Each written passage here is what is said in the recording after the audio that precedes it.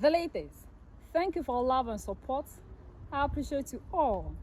Former Foreign Minister of South Africa, Dr. Naledi Pandor, powerful message to African leaders. According to this woman, she's calling on all African leaders to team up with Mali, Niger, and Burkina Faso to get us the African that we want.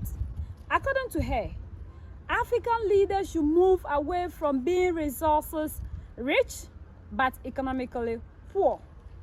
That we have all the natural resources that we need to make us rich. But when we talk globally, we are rich in resources. But when it comes to our economy, we are the poorest. Why is it so? So these leaders have to stop doing the talking and utilize the natural resources that we are blessed with to give Africa a better narrative that we all want to see. How can we, as Captain Ibrahim Traore rightfully said, in this our generation, we do not understand why we have all the natural resources that we need, but we are poor. And this is the narrative that we, the young, in this 21st century, are asking our leaders why the situation. And now we have a woman who is calling all of you on board. When Mali, Niger, and Burkina Faso said it, you didn't see the necessity in that because they are not being manipulated by the oppressor, because they have decided to give us a leadership that will change the narrative in Africa. And because they have moved away from that norm of doing things by being resources rich and becoming economically rich as well, these people said it can never happen. So when they are classifying themselves, they don't see Mali, Niger, and Burkina Faso to be part of them because they have decided to move away from oppression and to do the same thing that the oppressor is doing to change their nations and building their nations. She also said that what are these leaders for? What kind of leaders are they? That why is it that we ended up giving the management of the continent to the people that are not willing to fight for the continent? And for that reason, we should move away from giving power to these people that are gatekeepers and only there for the interest of the West. Because whatsoever that they are doing, they are only thinking about the West. The South, particularly the countries of Africa, which hold the bulk of the mineral resources used for industrial and manufacturing processes, must move away from being resource rich and economically poor and learn to use their mineral resources to develop their economies. And it is if we cooperate as the South that we can ensure the industrialization of Africa and the development of a strong beneficiation and manufacturing base utilizing the rich wealth of mineral resources of Africa. We need to begin to ask ourselves, what's wrong with the kind of leaders we put in office? And it is time, if they do not address what needs to be done, that we change the leaders and ensure that we put into office leaders who can shape for the South a post-2024 world. Say that I'm not a professor, I'm a recently retired Minister of Foreign Affairs of South Africa. And so I'm going to speak in that guise. I wish to begin by saying that I am a revert to Islam. And the Islam I have been taught is one which is fighting fit. As Muslims, we do not submit to oppression. We fight it. This is how I have been taught.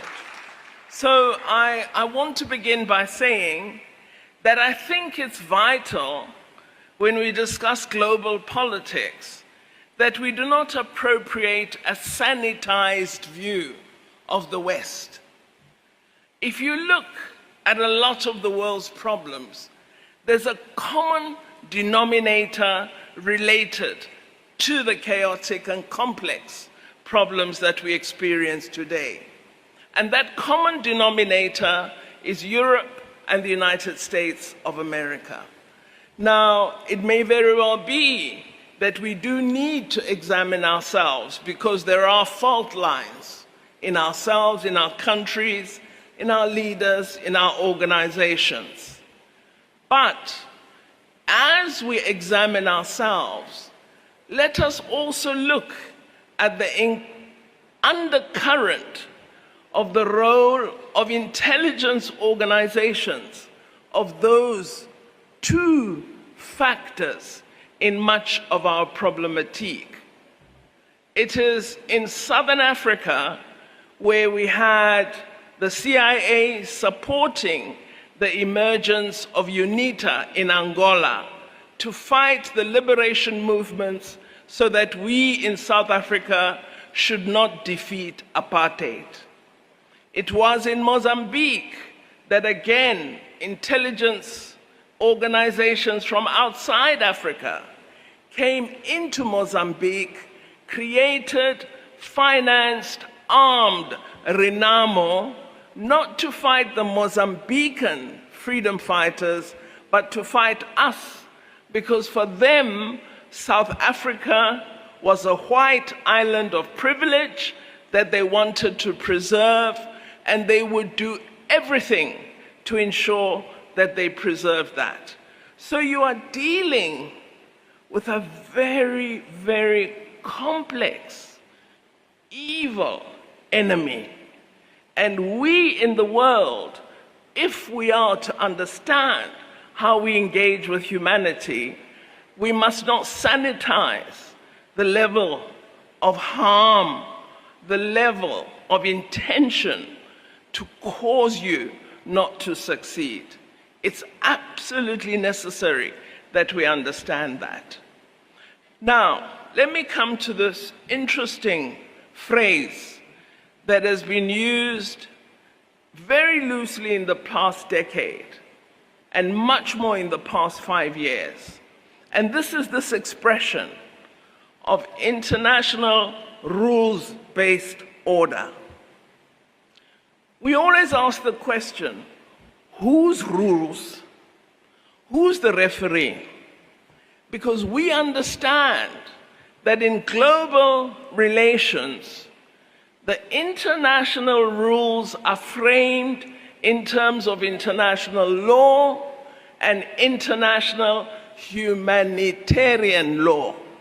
There isn't a rules base like a referee match of soccer or rugby. So we need to be very careful. And this notion of rules-based has been developed for someone to be able to say, you are not following the rules when they disrespect international law. So we also, when we discuss global politics, should be wary of appropriating concepts that seek to reify the dominance of particular countries and make us believe that it is those countries that are the ones that would preserve order and the rest of us are merely there to follow. These are very problematic notions that we should not accept. So I agree with the colleagues that part of what we wish to achieve is to seek consensus, is to seek inclusion, is to seek a level of cooperation where all of us matter in this world. I would like, as my contribution today, to speak about the global South.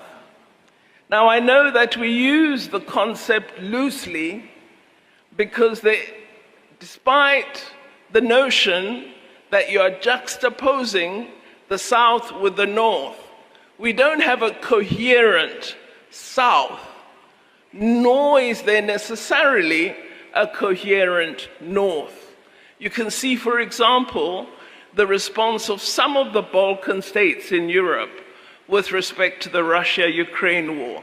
So there isn't a homogeneity of response. And similarly, when I refer to the global South, I do know that it is a concept that is not accepted by everyone, nor is it meant to create the notion that we are a homogeneous, coherent political force as countries of the South. But I do think it's a useful concept and one that we should use. So let me begin by coming back to Professor Fouaz's earlier comments this morning when he spoke about the current geopolitical environment being at an inflection point. And I absolutely agree with him on this. It's an inflection point that might lead to an emergent global set of relations that could be less hostile than those shaped by the powerful assertion of unipolarity that has been so dominant for over 70 years. Despite having a multilateral premier institution of the United Nations, essentially, unipolarity has been extremely dominant for several decades. And what we are all seeking an answer to is how do we create successfully a multipolar world? We believe that geopolitical contestation has been somewhat laid bare by at least 3 significant events in the past 2 decades. Firstly, the devastating economic crisis of 2007, which affected all our economies and confirmed the strong macro-financial limits of globalization. Second, the impact of COVID-19, which we often neglect to mention, and yet it had such an effect. And alongside that global impact of COVID-19, we recall the manner in which the developed, richer countries of the world failed to initially promote global pandemic response cooperation. I recall when we were responding to COVID-19 as South Africa and the African continent, we couldn't get anybody to sell vaccines to us because they said themselves first and then others later. So we failed with global pandemic response cooperation, and countries that are richer than us, that had developed the science, were quite comfortable to see many of us in the South die and would not provide us with the support we needed to combat this pandemic. Then I think thirdly, we have the devastation of the Russia-Ukraine war and its confirmation of the inadequacy of the United Nations and particularly of the United Nations Security Council. Linked to this war is the onslaught of Israel against the people of Palestine and the failure of the global community to decisively intervene and stop this harm to Palestinians. A failure despite the existence of international law and international humanitarian law. Despite these frameworks that are designed and adopted by us, the nations of the world, to protect the innocent from harm, as the globe, we failed to assist Palestinians. So it is this confluence of events over a decade that has led to the problems we are speaking of today as we address global politics. So let me come to my country, South Africa. South Africa is a country that emerged from the devastation of apartheid, racism. And it emerged with the belief that it is the duty of leaders to seek peace for their people, for those that they lead. Out of the pain and ashes of apartheid, we have sought as South Africa to create a constitutional democracy that seeks to unite a once divided, diverse nation and to create what we aim for, which is a democratic, non-racial, non-sexist country in which human rights belong to all and human dignity is the cornerstone of our constitutional foundation. South Africa strongly believes in our common humanity and in the obligation of all persons to engage in struggle against injustice and to unite in international solidarity to fight oppression.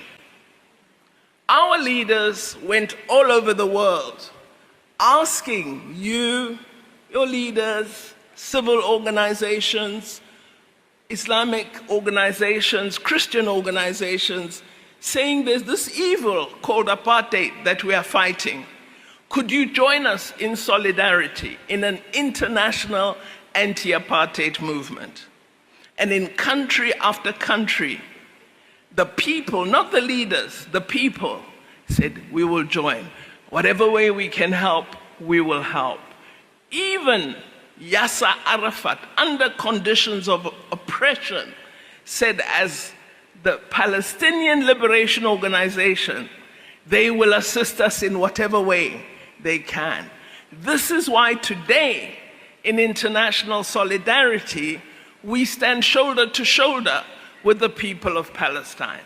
Because in our hour of need, they stood with us. And this is our understanding of international solidarity. And we believe we need this international solidarity as humanity in any instance where harm is brought to those who are oppressed. We really appeal to the world that just as they supported us when we were fighting for freedom, so must this global solidarity today, matched with positive values and ideals, be brought to bear urgently in order to assist the people of Palestine. The West European region and the United States of America are a powerful combination that the world has to engage with. However, the question we must answer for countries of the South is what should be the nature of our relationship and engagement with the West. There are several key points. Firstly, we believe that the South must collaborate consistently on addressing critical development priorities to end poverty, inequality, and joblessness. His Royal Highness, the Sultan, made reference to these issues this morning. Secondly, we believe countries of the South should not take a back seat on global challenges. They should be advancing openly for freedom from corruption and freedom from terrorism and all other ills on behalf of the Palestinian people and the people of Sahrawi who are also oppressed. Third, the South is the largest bloc in the United Nations, and yet it is the least powerful. The South countries should actively ensure reform of the United Nations system to make the UN Security Council more democratic and more effective? How can it be that only 15 countries believe they can assume responsibility for our peace and security, and 5 of that 15 can veto anything that doesn't address their interests? This is undemocratic, it's inefficient, and it has to be brought to an end, and it is us, the South, who must lead on that. Fourth, the South, particularly the countries of Africa, which hold the bulk of the mineral resources used for industrial and manufacturing processes, must move away from being resource rich and economically poor and learn to use their mineral resources to develop their economies. And it is if we cooperate as the South that we can ensure the industrialization of Africa and the development of a strong beneficiation and manufacturing base utilizing the rich wealth of mineral resources of Africa.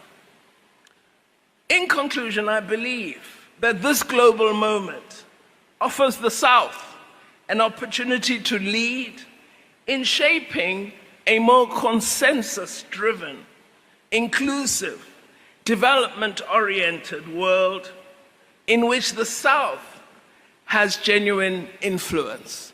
It can't be that we are consistently driven to vote for the richer countries, and we never put ourselves in a preeminent position of power. The time has come for us to utilize our numbers to good effect, and we also have to begin as the population of the various countries of the South. We need to begin to ask ourselves, what's wrong with the kind of leaders we put in office?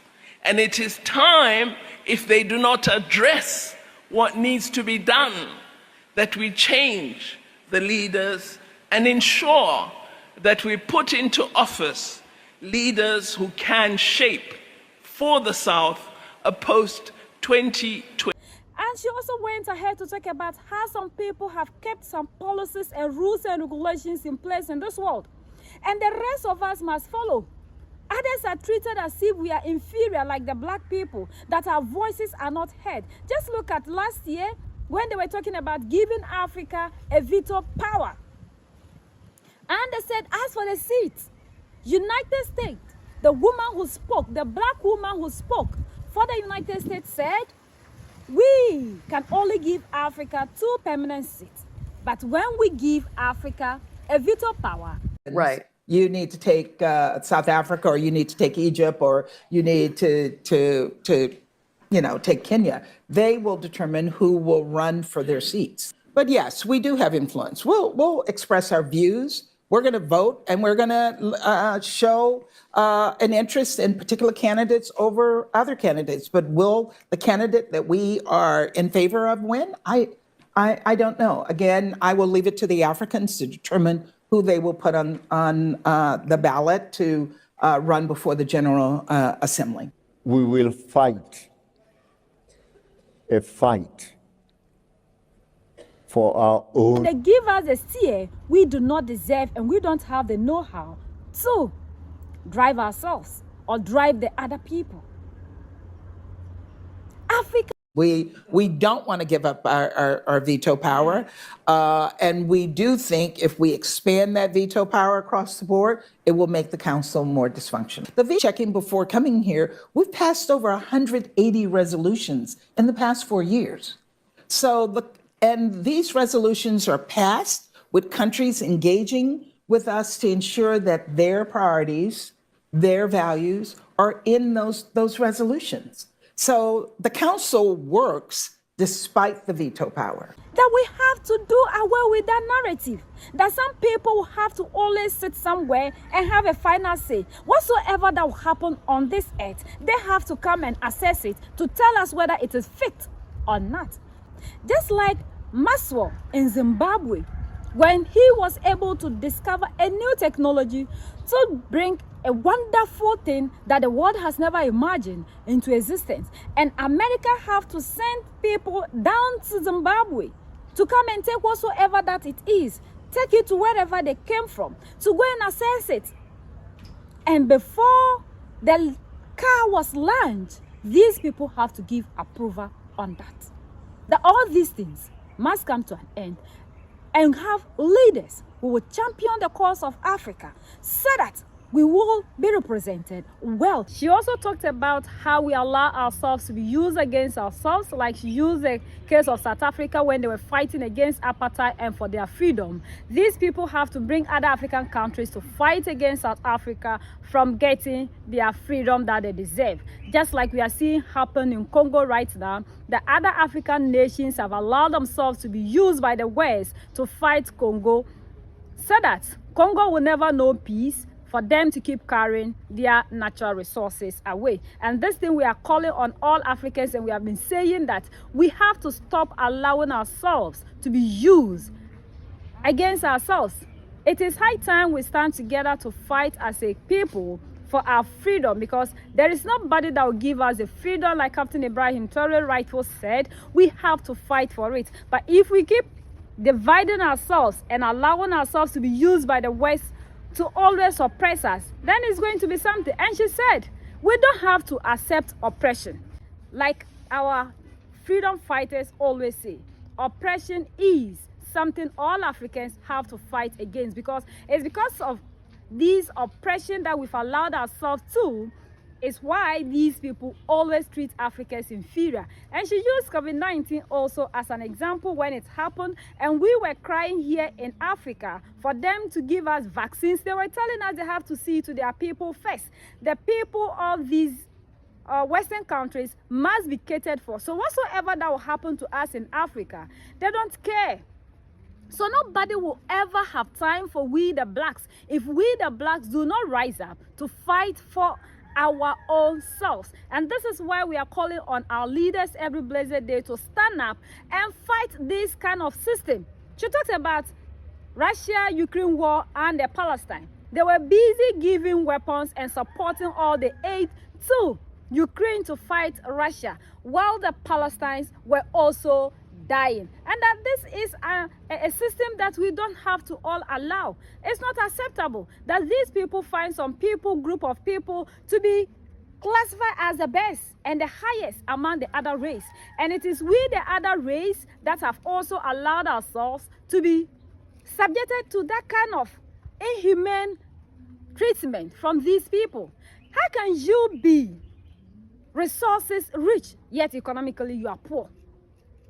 These our leaders can never rise up to fight for the betterment of Africa because they are home slaves.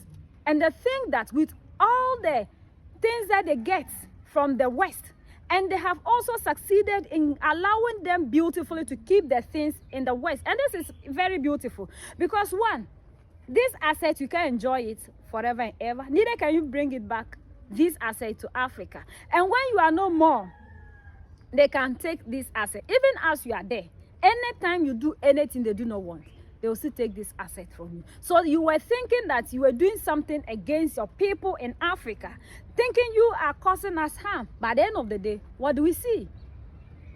So we have to all disease and stand up against oppression. And the leaders that we've gotten to rise against this oppression, they are the ones that they sit wherever they are to be tagging them that they are military leaders, they are cool, and we get ourselves who will come and also give them names because we just do not understand what is happening around us.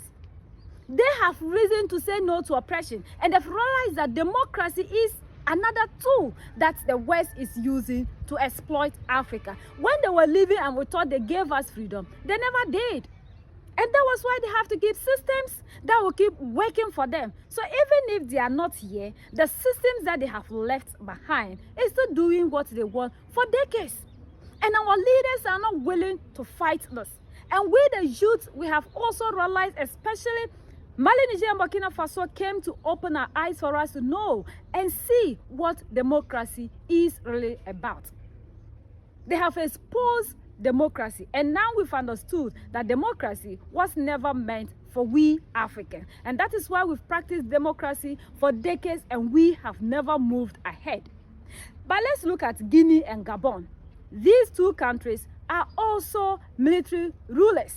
Yet these people do not say anything negative about Gabon and Guinea because they have used their military regime to still allow the oppressor to get whatever they want in Africa.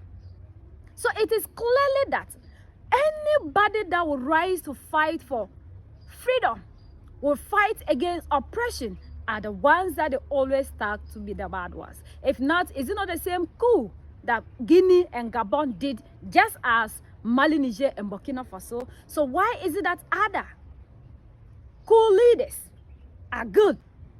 Let's keep sharing and educating our brothers and sisters for us to fight for a better Africa for the next generations to come, so that what we are going through today, they wouldn't pass through that. Our unity lies in our strength, and the biggest enemy of Africans is mental slavery. So let's do away with this mental slavery for a better Africa. United we stand, divided we fall, and united we stand forever and ever. So that's the latest around the world in Africa and in South Africa.